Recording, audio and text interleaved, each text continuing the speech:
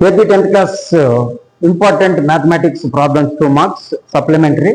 So find the coordinates of a point A where AB is the diameter of a circle whose center is 2, -3 and B is 1, 4. So ఇక్కడ let A is equals to x, y అనుకుందాం మనము and B వచ్చేసి B is equals to 1, 4.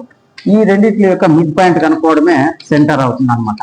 So mid point is equals to formula x1 plus x2 by 2 y1 plus y2 by 2 ఇది mid point. ఇది కోసం మనం ఎంత ఇచ్చారంటే మిడ్ పాయింట్ 2, -3 ఇచ్చారు.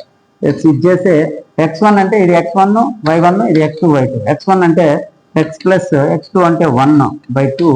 ఇక్కడ y1 అంటే y ప్లస్ y2 అంటే 4 by 2. That equals to 2, -3.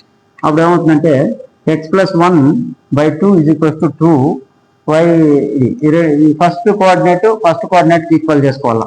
అంటే X plus 1 by 2 is equals to 2 and y plus 4 by 2 is equals to -. ఇప్పుడు X plus 1 is equal to 2 out transpose చేస్తే మల్టిప్లై అవుతుంది. 2 2s are 4. అప్పుడు x is equals to 1 కూడా అవతల పోతే 4 - 1 అవుతుంది. అంటే 4 - 1 అంటే 3. x is equals to 3 వచ్చింది. ఇక్కడ y plus 4 is equals to 2 transpose అయితే -3 into 2 అవుతుంది. 2 3s are